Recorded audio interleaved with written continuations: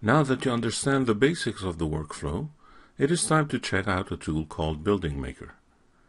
Building Maker helps you create low-poly buildings by making the tasks and procedures you just learned about even easier. It combines all the needed functionality inside an intuitive, easy-to-use interface. Keep in mind that Building Maker is not a city generator, as some of the available commercial products are. It is only meant as a fast alternative to create buildings by extruding splines and assigning materials in an easy and intuitive way. I designed and conceived the workflow behind Building Maker, but it was written in MaxScript by my co-worker Martin Ashton. Martin is our in-house MaxScript guru and has helped me before on many occasions. Thank you, Martin, for your help yet again. To run Building Maker, simply use MaxScript run script. Locate the buildingmaker.ms file and run it. The interface is very straightforward and is meant to appeal to all users of 3ds Max, irrespective of their level of expertise. Close or minimize Building Maker. You'll come back to it in a moment. Open the file CityBlocks Buildings bmakerstart.max. It shows the same familiar city block you worked on in the last few movies. To use Building Maker, first you need some 2D footprints. As before, you can create them directly in 3ds Max, or if you have a few ready in CAD software, you can import them into your current scene. Use the Import tool to import the file named footprints.dwg that you downloaded for this tutorial. This is a simple AutoCAD file with multiple 2D shapes drawn to represent building footprints. When you import the file into 3ds Max, you get a dialog with various options.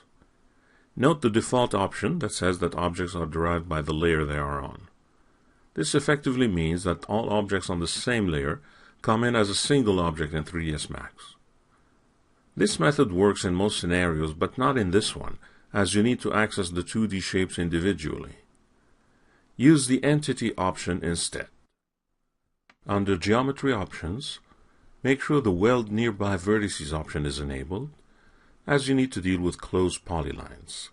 If the important 2D shapes are not closed, you will have a hard time capping extrusions. Click OK to dismiss the dialog and import the footprints. There are many, and if you press H to access the Select from Scene dialog, you'll notice they all have the same name. Go ahead and select all polylines in the list that bear the same name.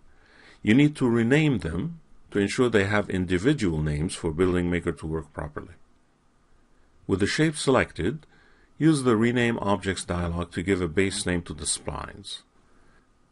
Use the base name BM, that stands for Building Maker, -FP underscore, footprints underscore, and enable Numbered with a base number of 1.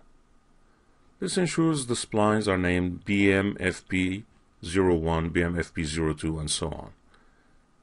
If you prefer to have 3 digits, you can use the base name BM-FP_0 instead. You may need to revisit the Rename tool if and when you have more than 100 shapes, though. Dismiss the Rename dialog when done, and create a new selection set named Footprints to make selection easier. Always remember to press Enter after specifying a selection set name. In AutoCAD, all these shapes were created at Z level 0. However, in 3ds Max, the building blocks levels are 0.15 meters off the ground. And so, make sure you move all the shapes a relative 0.15 meter displacement in Z. You're now ready to use Building Maker on any of these footprints. Some are simple, others are more complex, representing buildings that have multiple footprints. Since this is your first time using Building Maker, you will use it to reproduce the same brick building you built manually earlier. Zoom in on the corner lot and open Building Maker again. The left side of the window has the functionality to build various levels in a building hierarchy. The right side lets you edit various parameters. To create a building, you start appropriately by using the Create Building button and then picking a 2D spline. This creates a volume representing the building's street level, which you can now adjust to your liking. For example, there are options to manage the start and end capping of the extrusion. More importantly, you want to assign textures and materials to fit that level. Instead of going to the material editor and fiddle with material types and map nodes, all is done from within the Building Maker interface. To assign a color texture, simply click the Browse Color Map button. Browse and select the same ground level texture you used for the brick building in earlier movies. Similarly, browse and select the matching reflection map. Building Maker follows the principle you have learned about before and also works in real-world dimensions. This means that you need to enter the real-world dimensions of the texture you are using, which is shown in the file name. If you use your own textures, it is recommended you include that information in the file names. As you define the width and height values, the extruded volume automatically adjusts.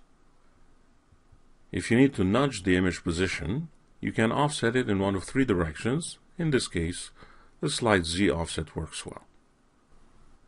To create another level above this one, use the Add New Level button. The building switches to X-ray mode to make spline selection easier. Pick the same spline as this building only has one footprint. A new volume is created above the previous one. Incidentally, there are two buttons to toggle X-ray mode and wireframe mode. This is roughly the same as using Alt-X and F3. Now that you have a new volume for repetitive typical floors, go ahead and select the correct textures for them. Adjust the real-world dimensions accordingly. Here, you may want to alter the number of repetitive floors in the building. To that extent, use the height multiplier value. This adds any number of floors without distorting the textures or mapping coordinates.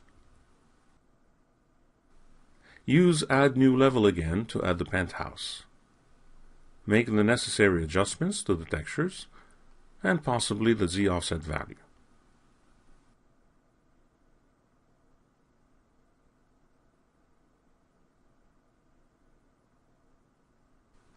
To create the roof, start by adding a new level for the gravel surface.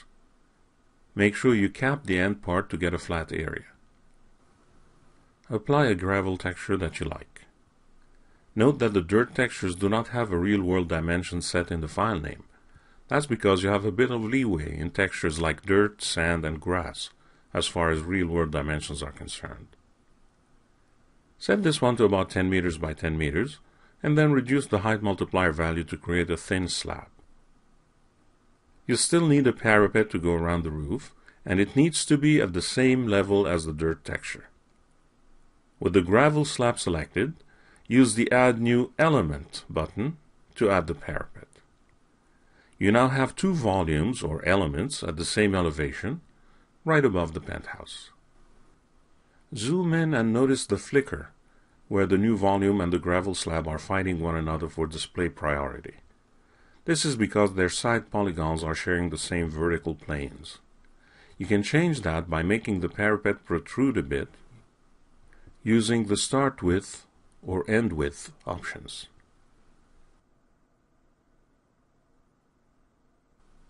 To make the volume look like a parapet, enable the Level 1 and Level 2 options. This is the same as adjusting the levels on a bevel modifier. You can even remove the end cap for the parapet, as you are meant to see the gravel surface. For simple diffuse color, use the appropriate color swatch and define a color or pick one from the scene.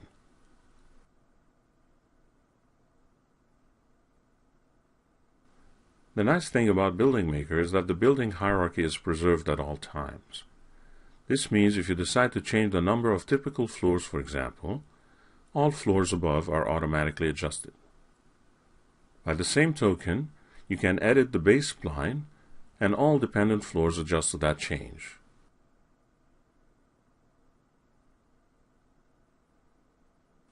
On that note, if the base splines are imported from other applications, chances are the individual segments are set in line mode. This prevents you from creating curved walls.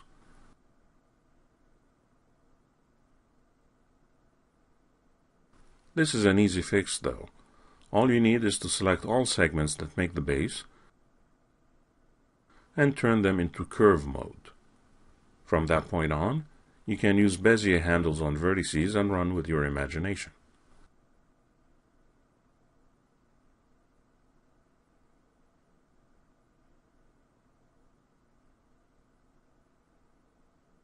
Save your file.